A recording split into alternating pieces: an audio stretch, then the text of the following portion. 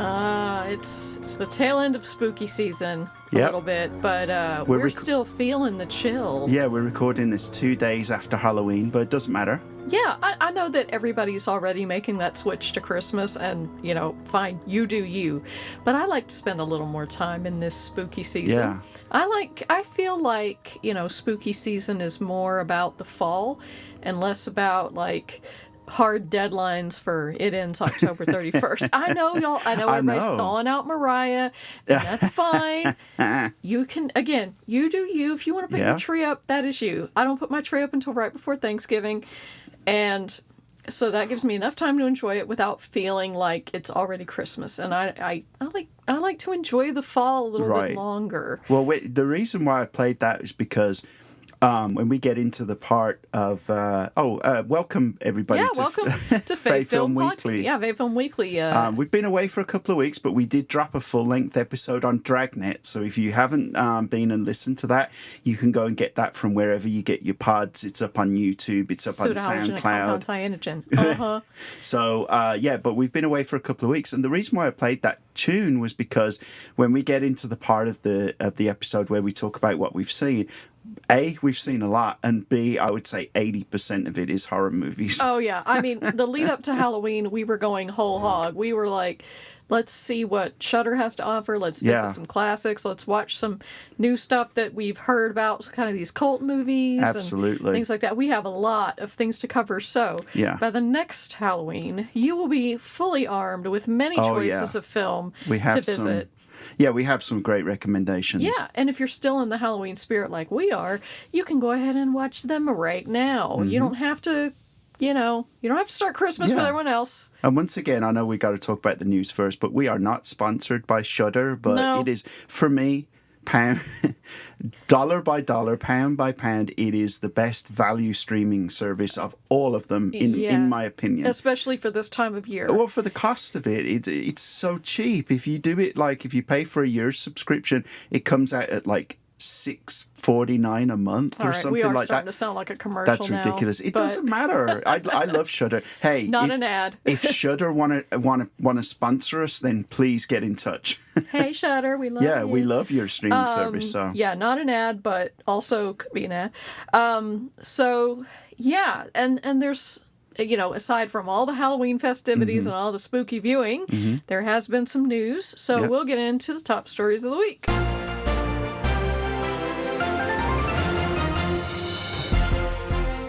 Well, is it the top stories of the week or the last 2 weks? Because we've been away, or we just got to do this past week? It's generally the last, recent news. Let's call it recent news.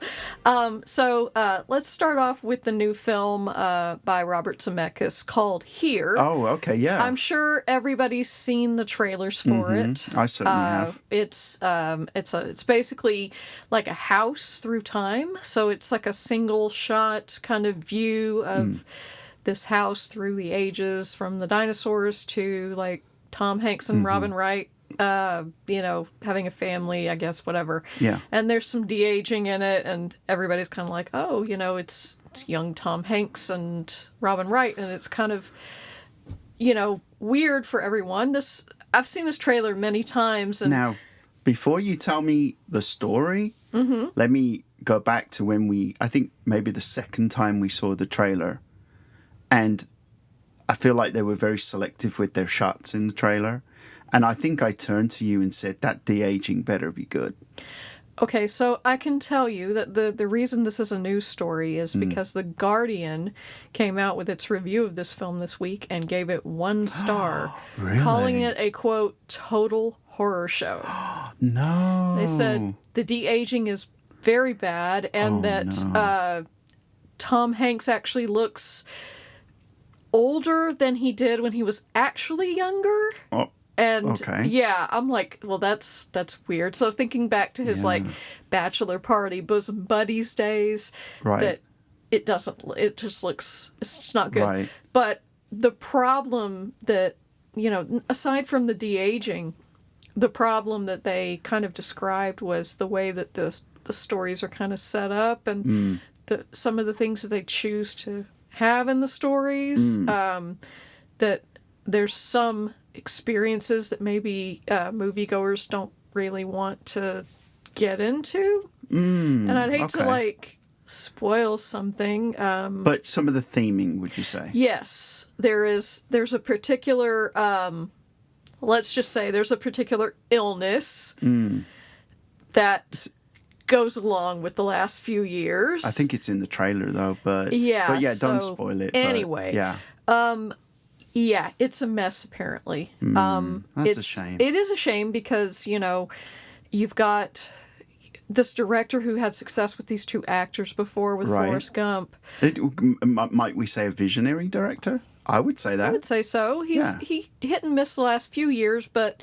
I mean, if you think about some of the stuff that was kind of out there, I mean, when you think about it, Forrest Gump was a kind of a gamble too. And that was kind of... when it came out was quote unquote cutting edge, right? Yeah. Because some of the stuff they did in it, does it all look great now? No, but for the time, it's you know, it was visionary. Yeah, there were a lot of visual effects that were particularly effective. There were some don't age as well, right? But the vision was there. Yeah. But here's my opinion: is this day and age, I sound like an old man.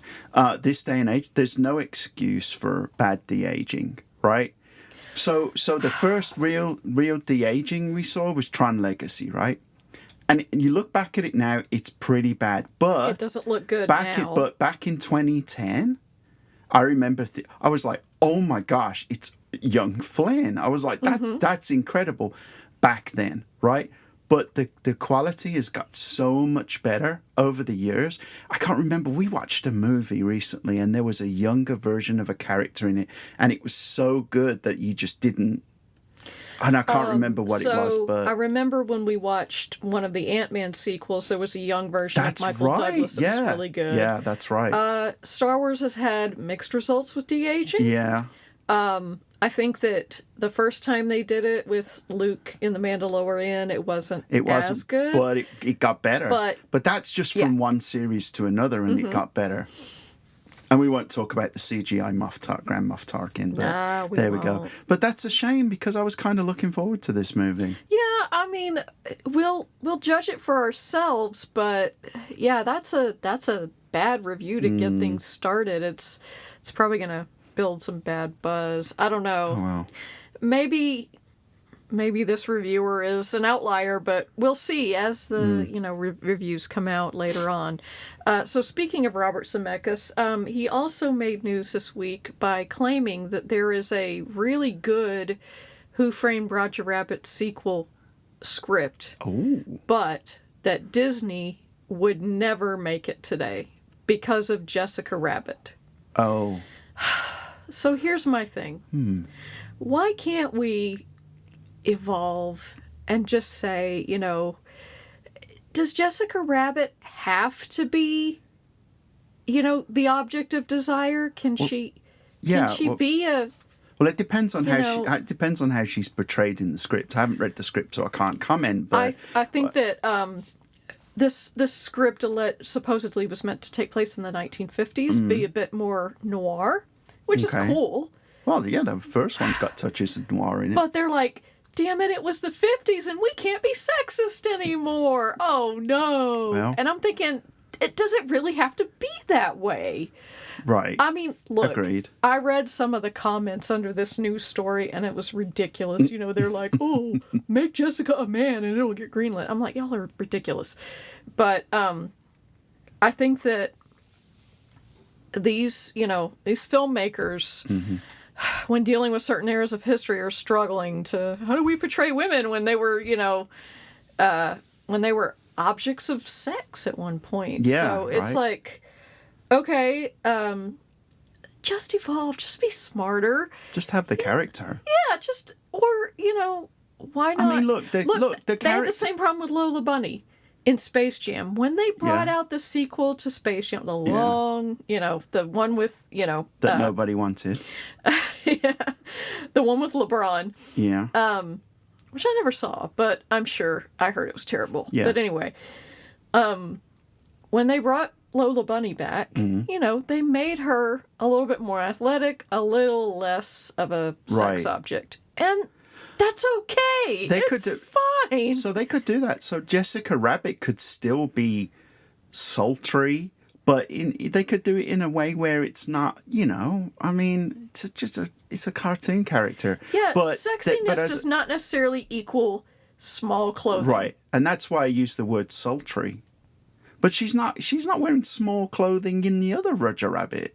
It's a tight-fitting dress. Her boobs are accentuated. Well, yeah. I get that. It's a lot of side boob, that kind of thing. I get that, but you know what? I feel like they're just using it as an excuse to not think outside the box a little bit and not think about the audience and think, okay, oh, why can't they just want to blame the studio? Oh, why can't things be the way they were so it was okay to make a female a sex object? So I also find the timing of this announcement quite interesting as well. Why is that? Because it might be that statement may have been released to detract from the bad press for here.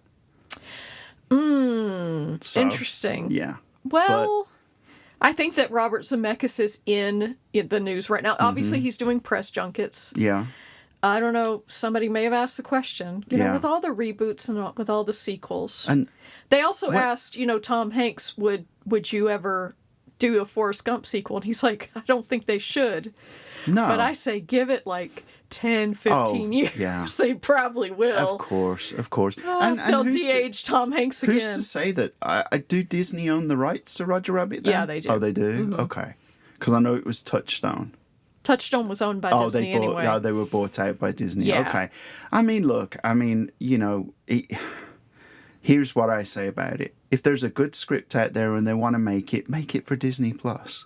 Don't worry about putting it into the theaters. Just make it for Disney Plus. I don't think that's the problem. It's not a distribution problem.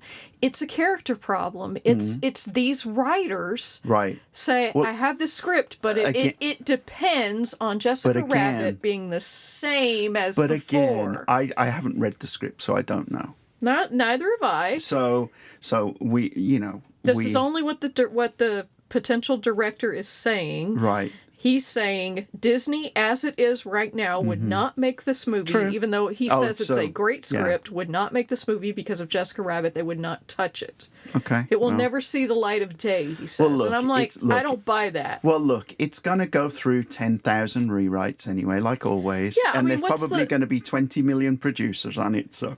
Yeah, of course. I mean, that's the studio system now. Right. So why not give it a shot, but why not... Just think about the character. Think about today's audiences. Think about, what you want to say about women. And what's really sad about, and I know we've got to move on because we've got so much to cover this week, but what's really sad about this is that I really wanted Here to be successful because it's original, right? Because it's original and it's I hate to keep using the word visionary, but when Zemeckis makes that kind of stuff, it is kind of out there. Back to the Future was out there, man. When it came out, a movie, a DeLorean that goes back in time. I mean, it was brilliant, obviously, but it's original, and so we've gone from this original movie, which probably isn't. Well, I haven't seen the movie, but if there's problematic parts in it, then, that's probably what it is. But I haven't heard that it's problematic, but that it's just... No. I mean, I don't mean problematic. I mean problematic parts as in there's not good parts, like the script might be bad or something like that. Yeah. I don't mean as in, sexist or anything like that. But... And now we're going back to talking about rebooting Roger Rabbit. And I have seen something in the news this week that apparently there's a Back to the Future on the horizon as well. Knock it off. No, I know. Stop touching these movies. I know. Damn it. I know. But as I say, that's why I really wanted it to be a success because, it's an original concept. I really like the idea. But just unfortunately, execution sounds like it's let it down. Yeah, and I'm really surprised that there has never been a Forrest Gump remake. Not remake, but sequel. Gump and Co. Yeah, Gump There's and Company. A book, yeah. I read that book, and all it does is basically take Forrest Gump through the 80s and put him in different situations. Yeah, and does a few different things with the story. But let me ask, do you want to see that? I don't want to see that. Well, I may have wanted to see it a few years after the original film. I don't want to see it now, because you can't have, like, well, Tom Hanks was still of the age of Forrest Gump. Right. You know, that might have been okay. Right. And if it was done well. Right. There's a difference between the book and the movie. I mean, even the first book and the first movie, very different. Yeah. Different tone. Really different tone. Yeah, I've never read it. So, I don't know. To make a second movie with the Otherworld events, it might have failed horribly. But anyway, apparently Tom Hanks is like, don't touch it. Okay, well. So I'm like, good. So moving on to the next news story. Okay. This is more exciting. This is going to be exciting for you. Okay. Because a new Godzilla movie has been greenlit from the director of Godzilla -1, Takashi Yamazaki. Yes. So, really interesting. Like, where will they go with this next film? Oh! How did you know? Oh my goodness. Because I was gonna make I had a news story myself. Oh, but really? Yeah. So, a new Godzilla movie's been greenlit, and I'm trying to think of how they could take this. Are they going to put it in current times? I don't know. Or are they going to maybe put it a little bit after Godzilla -1, which is post-World War II? And I have an idea. I think they should stage it during the economic miracle of the 1980s, when the height of technology was in place and Godzilla reappears, and now they have all this robot and nanotechnology and electronics to fight him, and I'm thinking lasers. I'm thinking like the cheesiest, like, 1980s Japan. What if they built a robot Godzilla? Wait, what? Like a mecha Godzilla, if you will?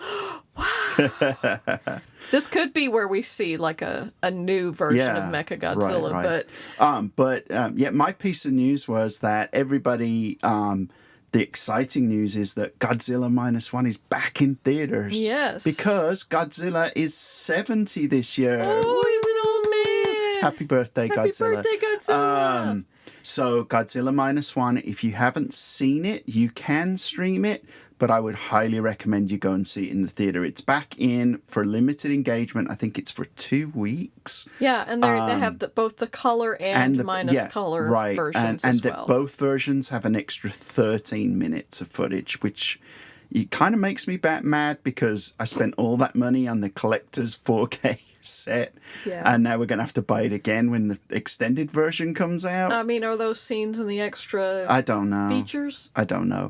But anyway, it is back in theaters, so, if you can, go see it. So now it's kind of a race to see how many times we can go see it in the next 2 weeks. Yeah. Oh my gosh. Yeah. Very exciting. A new Godzilla movie has been greenlit. We know that it's in good hands. Mm-hmm. So, So here's hoping. Happy birthday, Godzilla. Yay! Wow. I'm going to keep that on the soundboard. Yeah, I thought you might. So in sequels news, yawn. Jumanji 3 has been announced. Oh, gosh. Slated for holiday 2026. So here's the thing, right? I know you're going to go into talk about it more, but I thought the first two were the first one was good. The second one was fine. It was okay. It was much of the same. Yeah. A lot of the same. So what's interesting is that this semester I'm actually, as one of my classes, as you know, I'm taking a film appreciation class. Mm-hmm. And the example they've used that we have to do for our comedy movie is Jumanji: Welcome to the Jungle. I'm like, I can think of much better movies that I could use for that. But yeah, I mean, I thought it was fine. I mean, are the audience going to lap it up? Sure. They're going to go see it for The Rock, aren't they? Yeah, and I mean, I think this Red One movie is going to be interesting for The Rock. Rock is, going to have big business with Moana 2 coming out and everything like that. Oh yeah, he's going to have a big holiday season this year. Yeah, really. Now, I know we've talked a little bit about Red One. You're not sold on it. I'm actually... Not yet. I'm all in. I think it looks great. Again, it could be entertaining. It could be funny. I don't know. I think they've released it a bit too early, but so I'm hoping that it's going to be still around. It should play through the new year, I would think. Yeah, they're banking on people seeing it for the majority of the holiday season. Yeah, I mean, I want to go and see it, around Christmas time. So yeah. So I don't know. Jumanji 3, where could they go? I mean, they could get a little bit more into current video games, a little bit more. Maybe they've got a lot to play with, sure, but it's just another sequel. I'm like, come on. I know. So this is so I think if they do the third one, which you say they are, it's going to be more about the peripheral characters, because that's what made the second one. It wasn't the main characters were not that interesting anymore, because we've seen them, we know their MO, right? We know their characters. It was the extra people that popped up around the main cast, right? So that's what it's going to be. It's all about the cameos and the, and the extra character, and and they've got to find they've got to find a good antagonist, and and they just basically put new voices to the older characters. So The Rock was Danny DeVito, or right. So it was just a different dimension of those same characters. But it's fine. We'll see. Maybe they'll come up with a cool concept and it'll be fun. But I don't know. We'll see. I'm bored. I thought the second one was just fine. Yeah. So finally, to round out the film news, we have to acknowledge that a couple of people passed away in the last week. Couple of legends. First of all, Terry Garr. Yes. Who was great in Tootsie and in Young Frankenstein. And in Close Encounters. As well. My favorite Terry Garr movie. So, great funny actress, kind of had this kind of daffy personality and just really... And just everything that I've heard about her was she was so lovely to work with. Mm-hmm. Everybody that's come out this week and, given their praise and their condolences have just all spoken about how what a beautiful person she was. Yeah.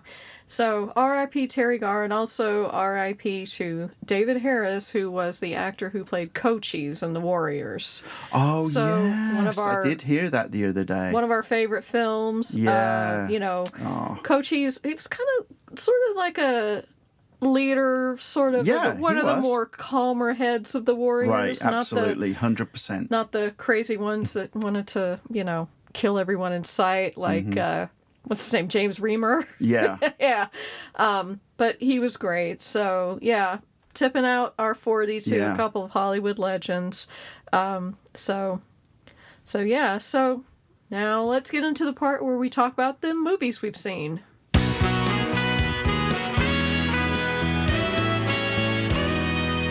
I played the wrong stab.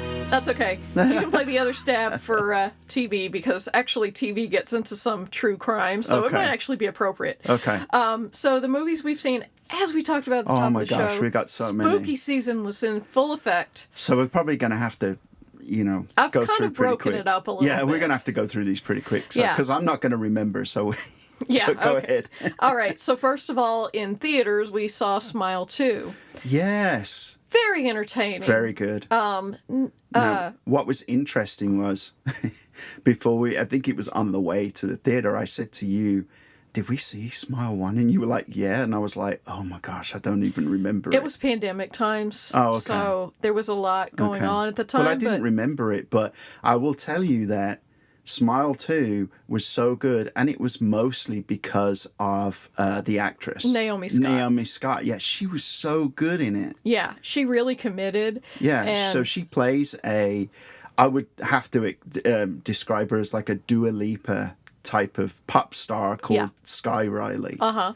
And she is very famous. Can't go anywhere without being recognized. But she's just coming back from like a rehab, and she's just getting her trauma. She's getting her career back on track, and she's about to embark on this world tour. And then the smile thing, the demon, gets her. Yeah. I mean, it's in the trailer. Yeah, so, an old friend shows up. Yeah.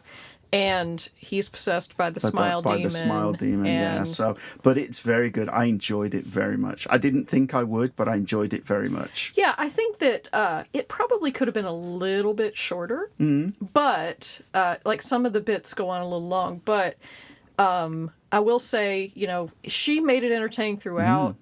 She was great, fully committed. She screamed, and she really portrayed that that brink of insanity. We're not sure what's real and what's not kind of thing really well. And can we just say, she can gulp down a bottle of water. There's a running gag. There's a reason for it. It's not a gag, but there's a running thing in the movie with chugging a bottle of water. Every time she feels the need to use, her mentor told her to chug a bottle of water, so she does. And sponsored by Voss. So one thing I will say about this movie is that the attention to detail is so good. Like the scenes when she's on stage or when she's singing or whatever, you wouldn't think it was an actress playing a pop star. You would think she was a pop star. I mean, the songs are even pretty good. Yeah, as opposed to a movie we'll talk about a little bit later. But yeah, we enjoyed Smile 2 a lot. Very good. Liked it a lot Recommended. Better than the and original. I think it's out to buy or rent now, right? Yeah, I think you can rent it like for the high price point, but still in theaters, so check it out. Yeah. We also saw Piece by Piece, which we talked about a couple weeks ago as something we were looking forward to seeing. It's the Pharrell Lego kind of PG documentary that he made. It's super cute, y'all. It's great. It's really good. So I will preface this with, you have to have some kind of interest in Pharrell Williams and his music to enjoy it. There were families in the theater where they took their kids just because it was a Lego movie and the kids were bored. Because it's kind of like a... Not at all parts, but there was some things for the kids to look at, and there was some kind of little, so it's basically, it is just a documentary.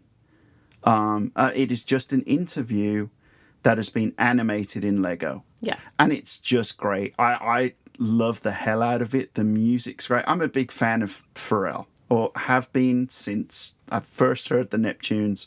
So I found it super interesting. I said to you during the movie, I want a Lego Busta Rhymes so bad because he was awesome, and I want the Lego Daft Punk, Pharrell, and Nile Rodgers set. Yeah, that was absolutely awesome. It was very cool.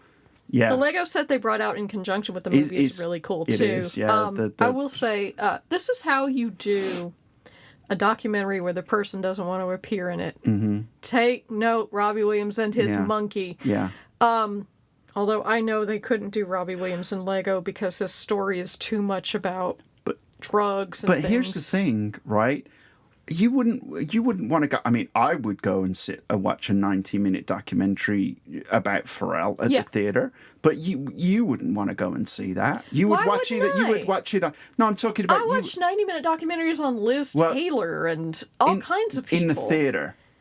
Yeah, probably. Yeah, I would audiences are not going to watch that, right? I did watch a Mr. Rogers documentary in the theater. Yeah, I know. But this was so well done.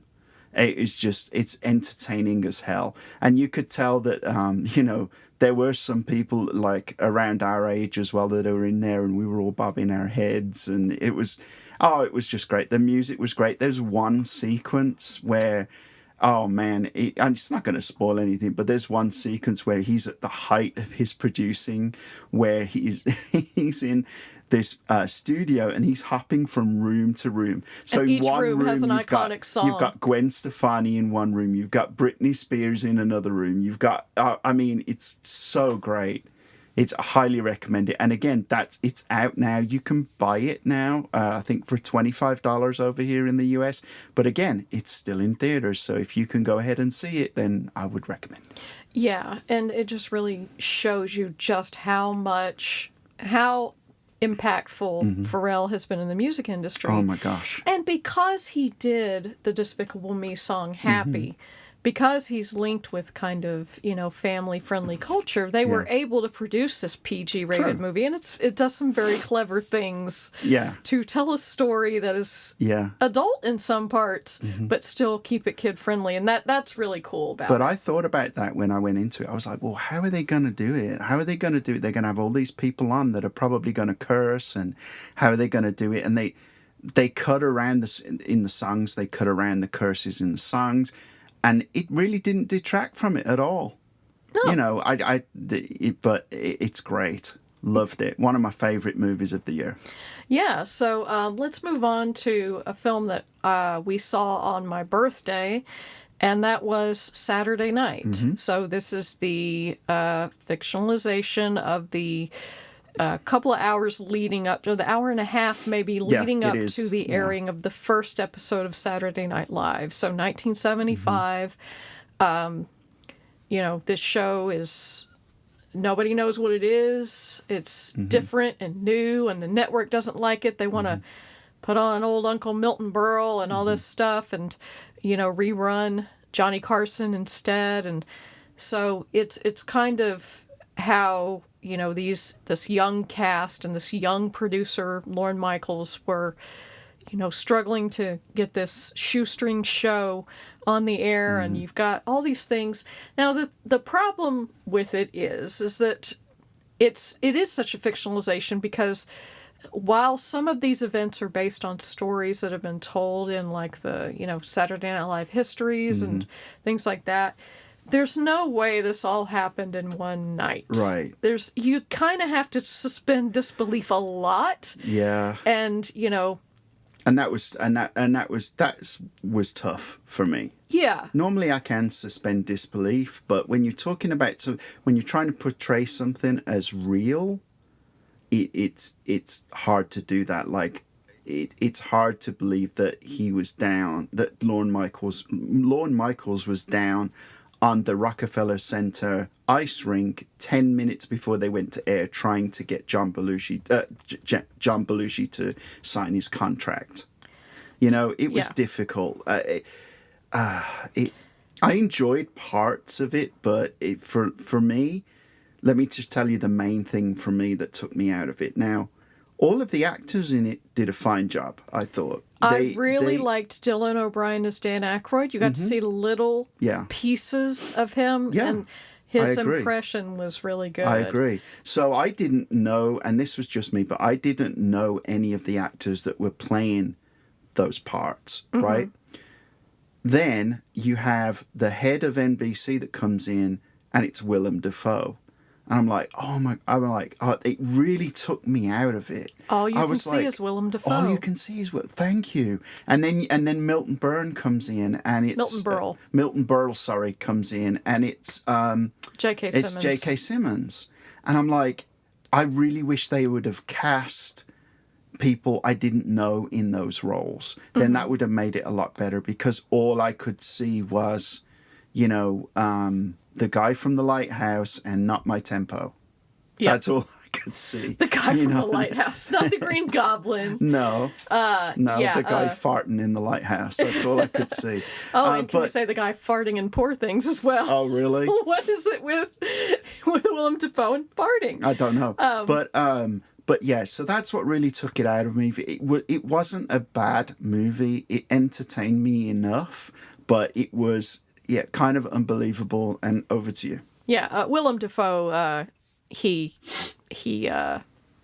doesn't fart in Poor Things. He burps, but still, bodily functions. Thanks for clearing that up. Yes, because I would have lost. I would have lost sleep over that. Very important. It was fine. I'm a fan of SNL. I have been since I could watch it on TV. I've always followed it through the years, and it's different casts, and it's different, things behind the scenes and changing of producers. And I read the book Live from New York, which is basically the history of SNL from the beginning. And it is a very intriguing show, and it's got a lot going on. And I feel like they crammed all this stuff. I would have liked to have seen more of the sketches. So, yeah. Of the actual So, show. I You think only got to see the beginning. I think we said that on the way home. I would have liked for it to have been the first half of the movie being the lead up, and then half of the movie being recreation of some of the sketches. And there are commercial breaks, and there could have been things going on during the commercial breaks. And then, so this is the complete reverse of Piece by Piece. I think this would have been much better done as a documentary, gathering all the people who were there that first night and talking about, you know, and from the interviews, they could have put a timeline together, right? And they could have said, okay, well, this was, you know, but then again, the lead up to it might not have been that interesting. And do we believe the guy was laying bricks on the set 1 minute before air? I mean, that's possible. Right. But it's just all these things happening the way that they did. I'm not sure how truthful it is. You had a missed opportunity to really kind of shed some light on some of those actors, like Gilda Radner. Yeah. Barely used. Lorraine Newman even less. Absolutely. I mean, or the actress that played Lorraine Newman, I should say, the fictional version of them. As I say, they were all not great. Much to them. Can't really take away from those guys. They were all great. The guy who played Chevy Chase was excellent. He probably had the most screen. Corey Michael Smith is his name. He probably had the most screen time of any of the actors on the show. Yeah. Which is appropriate because he was probably the most successful when it started anyway. But yeah, the guy who played Garrett Morris was good. He looked just like him. They all look pretty much. I mean, you know. But he also had the mannerisms down. But he was like walking around asking questions like, "What am I supposed to be? Why am I here? Am I just going to play pimps for the rest of my life?" You know, that kind of thing. So that's interesting. But yeah. As I say, it wasn't bad. I would say wait for a Peacock. Like, I assume it's going to come to Peacock. Yeah. It's a Universal movie. So, yeah, I would say wait for streaming. It'll be, you know, it's worth watching. It's just, as I say, I think it would have worked better as a documentary. You know what? And it's a Sony movie, actually. Oh, it is? Yeah. Okay. Sony Columbia. I was like, well, that doesn't make any sense, but that's who Jason Reitman has to deal with. Oh, that's right, of course. That makes complete sense. And I love Jason Reitman.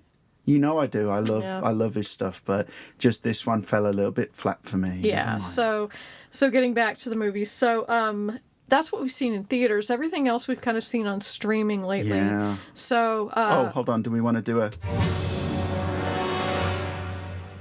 Is that the right one? It is the right one, but it wasn't the right time. Meant to be this one? No. No, enough Godzilla. No. So that was a good stinger for leading into. These are all the spooky movies that we watched. Oh, yeah.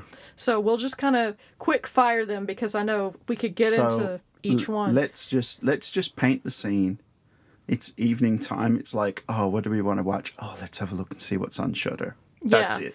Shudder, or, you know, and there were a couple of things that came out on Max, but let's just see what the streamers have to offer. Okay. So let's talk about Maxine. So Maxine was XXXine. Yeah, XXXXXX.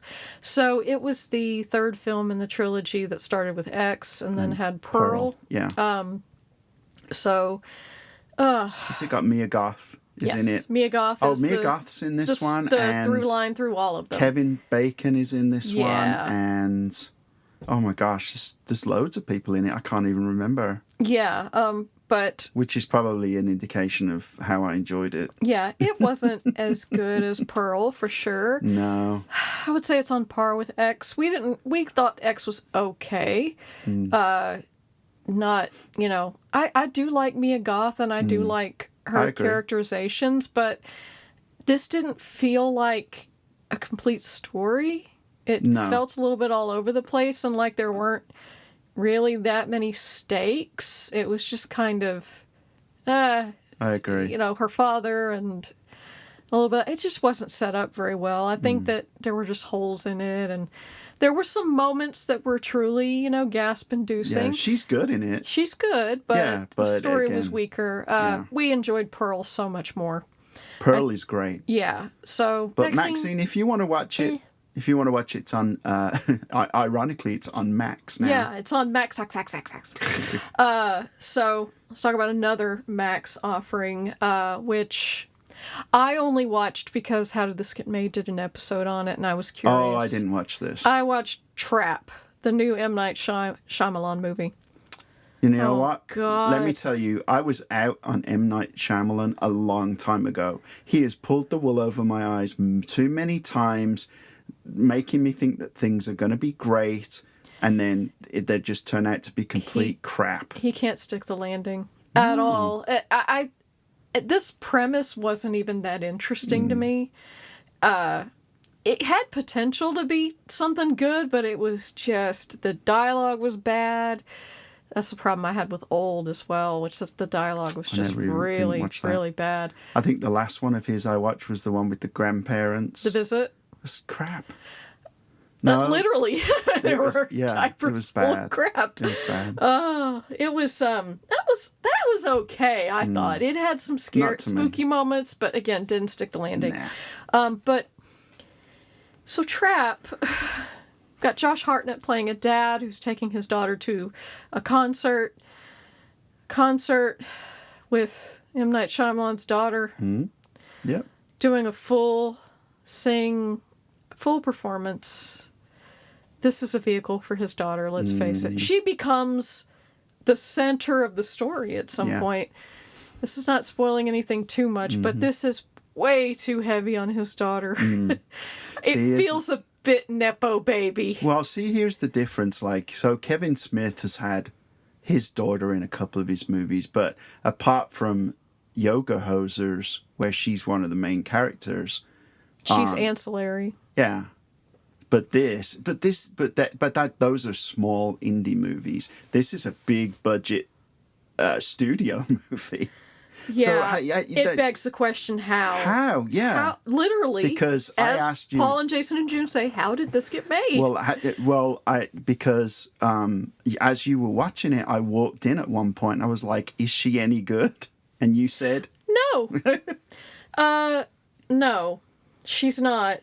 But I also think the material wasn't very good. It's just, there's some inexplicable things. I'm not going to go into spoilers because if you want to watch it, have a couple of beers and enjoy a bad movie, but it's not very good. Not at all. One day, I hope M. Night Shyamalan can get his mojo back if he would just simplify. Do you think that, I don't know, we got to move on to the next movie, but do you think that by those first few movies, I know you didn't enjoy The Lady in the Water, I really did. But do you think that, let's take the first three movies, right? The first four movies, The Sixth Sense, Unbreakable, Signs, and The Village, right? Were all great. But they all had kind of a little bit of a twist to them. Every movie he does has a twist. Right. Old had a twist, The Visit had a twist. But do you think that he set himself up by... because the twist in Unbreakable and Signs wasn't as good. The twist in The Village was great. I didn't see that coming a mile off. But no, do you think it depends. The twists in those movies are... Do you think they're not bad? But do you think... No, I'm not saying they're bad. I'm saying they're... I didn't say they were bad. They're not as effective. That's what I'm saying. They're different. But do you think that he's set himself up where now he feels like he has to do that? And... people expect it of him, which is making the movies bad. He is the twist king, and you talk about weak twists. Trap. Oh, really? Had almost no twist at all. Okay. It was just like, okay. Well, it's out on Max now. Have fun. All right, so now let's get into Shudder. Let's get into the Shudder specials that we watched. Okay, so first movie, Hush. Mike Flanagan, the new king of horror. Oh, my goodness. So you've got a... deaf and nonverbal woman living in the woods on her own, and there's an intruder. And how does she fight an intruder when she can't scream and she can't hear him? This was so clever. It's so good, and it's an older movie too. It's like 8 years old. Yeah. How did I never hear of it? And I think this is what gave Mike Flanagan the clout to be able to have the Netflix series that he has. Absolutely brilliant. So it's written by him and his Katie wife. Siebel? Katie, yeah. Yeah. So Siegel. Kate Katie Siegel. Siegel, who's in the House on Haunted Hill series on Netflix, which is also great. But if you don't know who she is, she's the girl that looks like Angelina Jolie. Yeah. She really looks like her. But anyway, they co-wrote this and he directed it.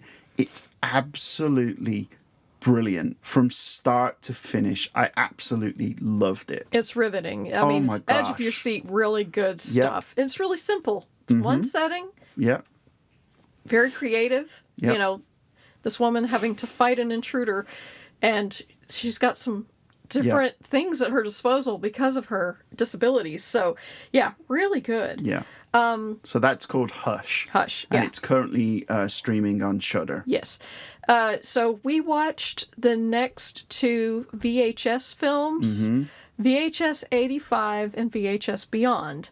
And I think that you and I both agree that we liked Beyond a little bit better. So Beyond focuses on, VHS 85 focuses more on that retro analog kind of feel and some of the things of the 80s. And it had some good segments. It had a really interesting segment that was kind of like a hard copy story of this boy that they I like that captured. one. That I like was that one. really weird. That was the through line, yeah. Yeah. But VHS Beyond focused on alien abduction. Yeah. And that was really cool, the way that they kind of did it. There was one segment that was very almost looked like Splatterhouse Resident Evil kind of. Yeah, that was really good. Really what was good. it? Left 4 Dead? It a gave little me bit, Left 4 Dead vibes. So here's the thing I'll say about the VHS movies, right? I just find that they're a little bit inconsistent. Yeah. So some of the sequences I really enjoy. Some of them not as good. A little bit weak. And I thought that was exactly what I thought about 85. I thought that it was probably, I would say 40% of it, the segments were good. Probably 60% I could take or leave. VHS Beyond was much better. Yeah. Much more consistent. Had some really good. Yeah. The segment with the skydiving was incredible. Yeah, and again, Wow. that part was written and directed by Katie. What's her name from Kate Siegel? Kate Yeah. Siegel, yeah. Yeah. From I'm not. Oh, actually, no. I think Mike Flanagan directed it. No. Or was it? Am I getting messed up? The segment with the girl in the desert in the 60s or the 70s or whatever, or the 80s, 90s. I can't remember. With she was filming a documentary out in the desert and she chases lights. Yeah. I'm sorry, my bad. Yes, that was her segment. That's Kate That's right. Siegel. That was Yeah. really good. Where she's out there chasing, like the strange lights in the desert. Yeah. That's wild. That one. That one is crazy. Yeah, it is. All right. So moving on to another Shudder treat. Chad Gets the Axe. Hashtag Chad Gets the Axe. This was a fun kind of current age horror movie in that it was a live stream. Right. So we've seen live stream movies before. Yeah. I think what was it called, Dead Watch, something like that. Yeah, Death Watch, Death Watch, something like that. Yeah. So we've seen these kind of movies before, where there's kind of a running chat along the side that you can see people going, "Oh, this looks fake," and "Oh, she looks hot," and all this stuff. So it's really funny. This group of friends. One is really struggling for views on, wants more views on his live streaming, and he's utilizing this guy called Chad, who's a little bit of like a Jake Paul kind of figure. He's outrageous. He does pranks. Streamer. He's a big streamer. He does and, pranks. He's kind of an asshole. So he utilizes Chad to help him get views and takes him along. So they're going to do a co-stream.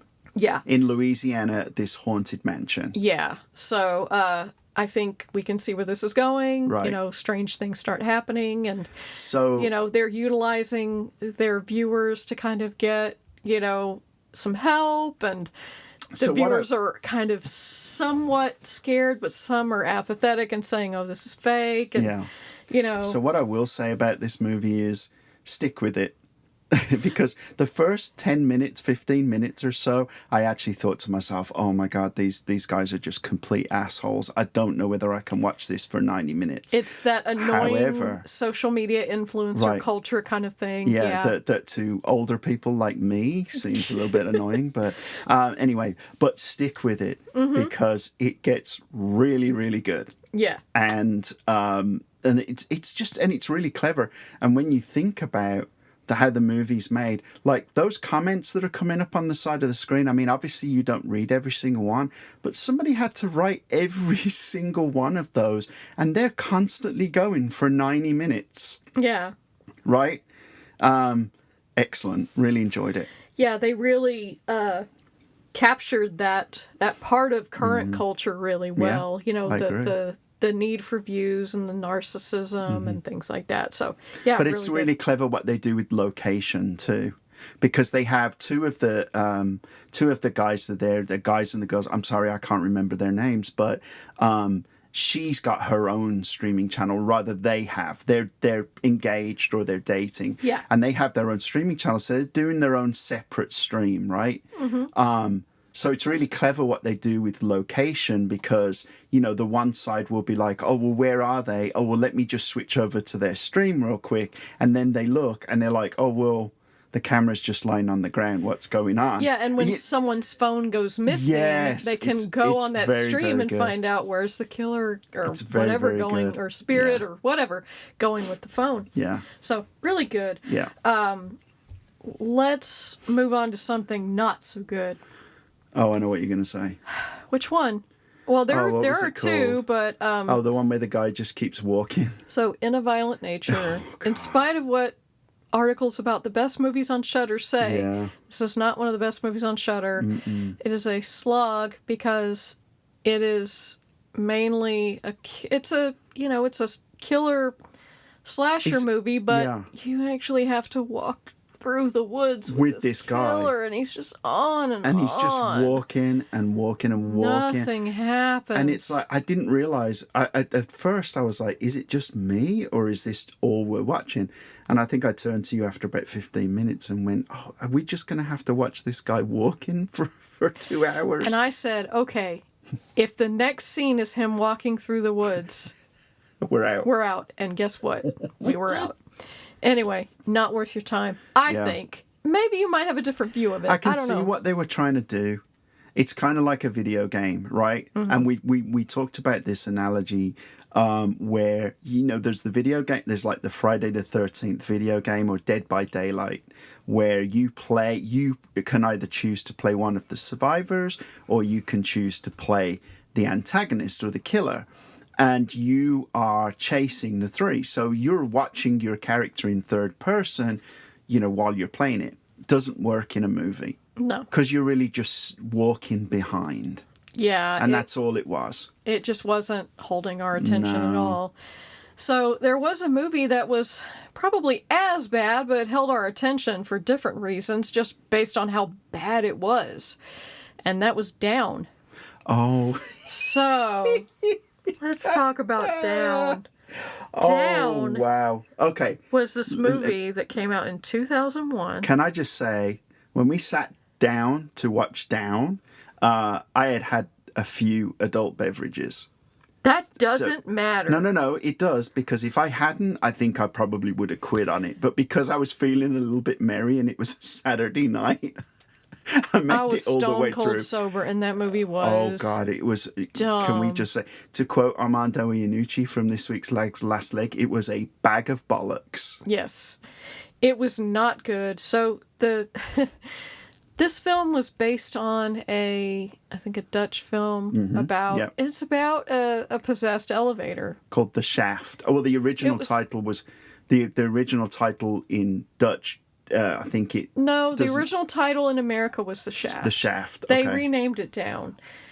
So you might see different versions with different names, but it stars Academy Award winner Academy Award nominee Naomi Watts in this movie.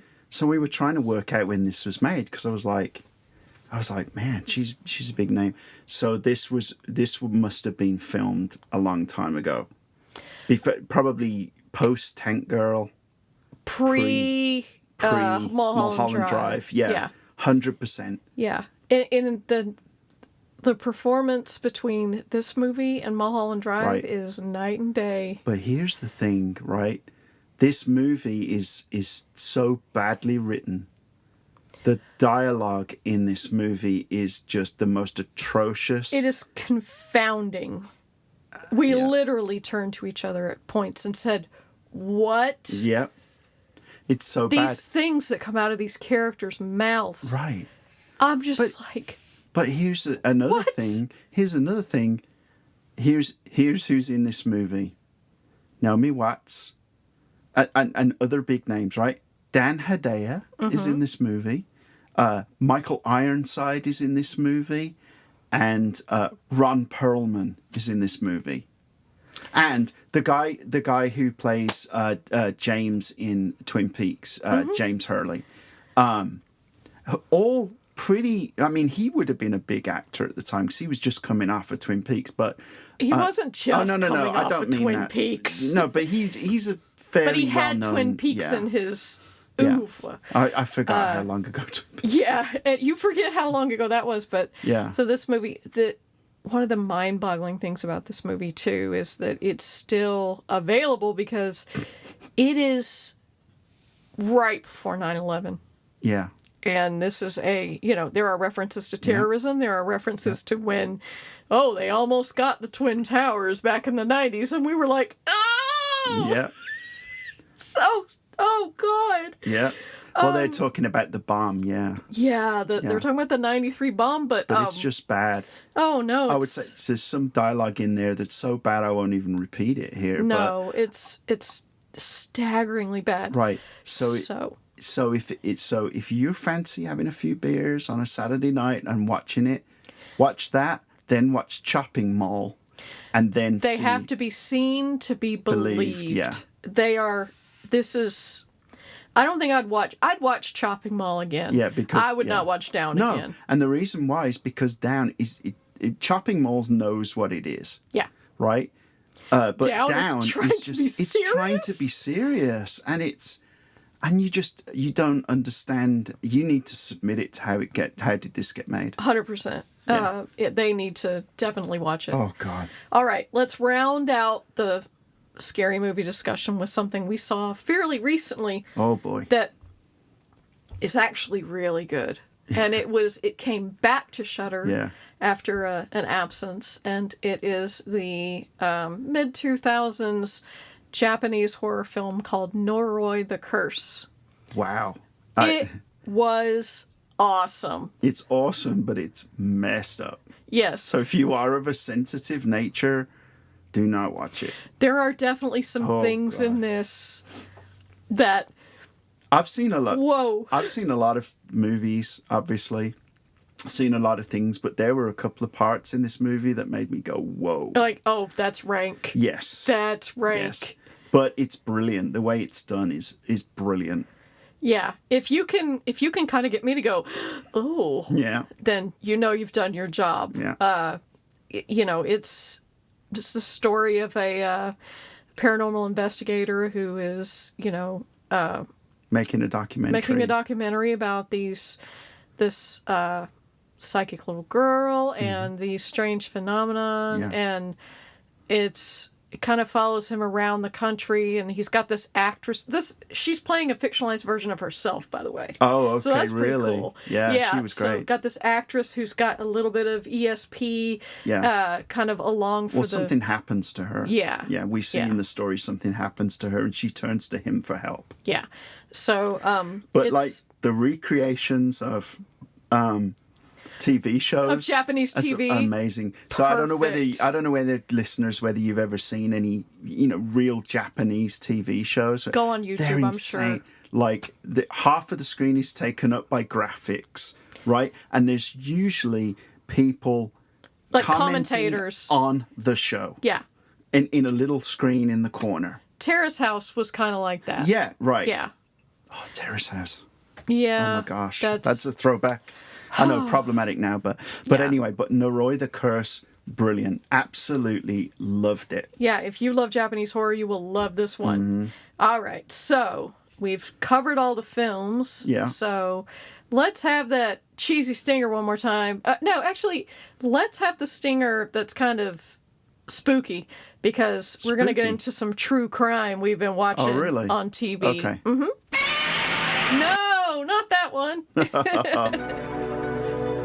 This one. No, not that one. I don't know which one you mean. The spooky? That one. Ah. There we go. All right. We're just having fun pushing buttons this week. Okay, so a couple of documentary series on Max that we've enjoyed recently. So, enjoyed is a hard word. They're always tough. There's always an aspect of them that's like, oh, but you're enthralled anyway. So the first one is I'm Not a Monster, the Lois Reese Murders. Yes, she is. Yes. She may very well be a monster. So this is about a woman who kills her husband, and then, you know, kind of like there's all this why. It's a very small town. Well, she goes on the run, and the story follows her, and it's wild. It is a really wild story, and ends up on South Padre Island in Texas. Yay! Yeah, we were like, oh God, that's a little bit close to home. Yeah. So there's a lot of interesting discussion in this movie about how much people can kind of use mental illness as a crutch when explaining their actions. Yes. There's a lot of questions about her ways of thinking and why she did some of the things she did. There's a lot of sadness to the story. Oh, yeah, 100%. When she talks about her family and things like that. I'm not feeling sorry for her, but... No, there's definitely, you know, things that... But it's kind of an interesting study of how much our background kind of informs what we do later on. But there's still a lot of really... You know, there's a lot of unanswered questions about the story. But it's interesting. It's real small town stuff. So, you know, anytime something happens in a small town, everybody knows about it. So they got all the neighbors and everything. But it was an interesting story, and it kind of, you know. So what was that called again for anybody who That was I'm Not a Monster, the Lois Reese Murders. And that's on Max. Yes. Okay. All right. Second one that we're currently into is, you know, we're 2 episodes in. They're airing every Wednesday. It's called Breath of Fire. Yeah. And it's the story of Guru Jagat and Yogi Bhajan and Kundalini yoga. Kundalini. Oh my goodness. That's all I think every time they say that. I'm sorry. Just forget I said that. Anyway, this yoga practice. And, you know, guess what? It's a cult. So it's the same thing on every one of these, you know, these cult documentaries. It always starts off and it seems like it's a really good thing. You know, it's interesting when you think about like Nexium, when you think about Synanon, they always start off with the conceit of we're really helping people. Right. People are finding peace. And you look at it and you're like, oh yeah, that's really good. And then it goes wrong. I told you, I nudged you towards the end of the first episode and was like, oh, we're almost at the end. I guarantee you they're going to drop a bomb in a minute before next week. Yep. And they did. It was like, oh, you know, they say something and then it goes to black. And then you're like, oh, man. And then you got to wait for the next one. Yeah, it's very interesting. It's following the same kind of cult patterns. There's some real dark stuff behind the scenes, and what people when they get into a position of power where they're influencing a lot of people, you know, naturally bad things happen. It's always the case. And things just get bigger and bigger, and more money is involved, it gets more corrupt. Yeah. And so we're not, you know, fully done with the story of Guru Jagat. I think it's got 2 more, I think. Yeah, so we're going to continue watching that, but it's really good so far. It says a lot about, again, influencer culture, celebrity culture. Some of the people, it says a lot about how people get to a certain age and they get lost. And they keep looking for things to help find themselves. They talked about, this Kundalini movement. Kundalini movement. Yeah. It started in the 60s because hippies were looking for something else other than drugs. They were looking for community. So it's the reason these cults still keep developing and still keep forming is because people are just constantly lost and looking for a community and something they can give them meaning to their life. And this is another one of those. It's always interesting to me, these stories. Yeah. It does come from a real human element. It comes from satisfying, our hierarchy of needs. And these people that start these organizations and these cults prey on that. Yeah. And it's just, sometimes you watch these things and you're like, how could these people be so blind? Because I think it's power. Oh, the people that in the cult, Yeah, How do they get snowed in so much? But I don't think once you hear their stories and hear their motivations, you're like, I get it, I guess. Yeah, I don't feel like, that sometimes the people who start these things don't mean bad, but it just gets out of control. They get power mad and it gets out of control. And I would honestly challenge anybody to watch this show, and every time they say Guru Jagat or Buji Yogi Bhajan, Yogi Bhajan, take a drink. You'll be on the floor. Oh my God. It was like watching Wild Wild Country, and every time they said Osho or Bhagwan. Yeah. Yeah, but this is interesting so far. Yeah. I think I don't think we've got to the real meat of the story yet, but we're getting there. There's been some revelations that were like, oh my goodness. Yeah. But yeah, I'm waiting for the downfall hasn't come yet. No. And that's kind of, Right. that's sometimes the part you kind of look forward to the most is when people wise up and get out, Yeah. So hopefully, we'll see where that story goes. I'm not looking up anything about it online. I know that's kind of what some people would do. I need to find out what happens now. I want to see what happens we want it to organically. unfold week on week. Yeah. So no spoilers, please. No. Anyway, I think that's going to about do it for us this week. One more thing I will mention is if anybody wants to see, they've released a set of character posters for Nosferatu. Oh. They're really good. Apparently, there are some photos going around of Bill Skarsgård in the movie, but I really don't want to see it. Okay. I want to wait until we see the movie, but I'm getting very excited for it. So yeah, but the character posters, they all look great, and I'm really looking forward to it. But will Willem Dafoe be farting? I hope so. Let's hope. I hope so. Continue the trend. Well, we know that that what's his doodle? Oh my gosh, what's Eggers? The vampire hunter. Van Helsing. Van Helsing. We know that he was an eccentric and whatever. So yeah, we could absolutely do a few gem tarts and Eggers. Make him fart. Yep. Let's do it. Do some Eggers.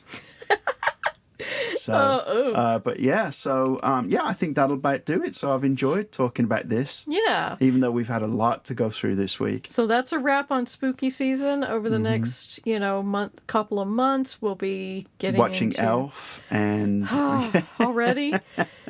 No, we'll be already, getting no. into the holiday season though, and we'll start to see some of those films coming out, and but. We'll probably be talking about some of our great holiday memories revolving movies and, just seeing it's the big ramp up to the end of the year where the Oscar deadline happens. So we're going to see all these films that are, pushing for that. Oh, yeah. That They're release. already talking about Wicked, right? Yes. They're already talking about that. The early reviews are like, it's really good. One thing I wanted to mention as well is that you had told me the other day that Wicked is chapter 1. It's part 1. Part 1. And why are they not advertising it as part 1? That's intentional. Why? They did that with it as well. Because, I thought it was called It Chapter 1. So that when it ends, I don't know. I surely billing it as a part 1 Mm-hmm. make people hungry for it. No, the first It movie they billed as just It. And then at the end of the film, when they were about to run the credits, they said It, and it said Chapter 1 underneath. Oh. People found out about that and published that, so then everybody knew it was a part 1. Okay. I'm not sure. I don't know either. It depends on how long it's going to be between. It's probably a long movie if you put all the musical into one movie. Okay. So I get why they had to split it. You know, is Ariana Grande going to win an Oscar? Probably not. But yeah, I don't know. I think it's definitely going to probably. It's intriguing. I'm looking forward to it. Be up for some visuals and original song and all this stuff. So. We'll see. Yeah, I'm looking forward to it. But there's some good movies coming out. I'm excited about what's coming out soon. So yeah. So we will be at the theater, you know, in our seats with our popcorn ready to go. Watching Godzilla. But we'll be, you know, keeping tabs on the films for future episodes coming up. And we haven't decided what the next full-length episode is going to be. I'm thinking maybe we go into holiday theme. I'm not sure which one yet. We'll see. But we'll figure that out. And in the meantime, we are on Instagram at FaveFilm Podcast. We have an email address, favefilmpodcast@gmail.com.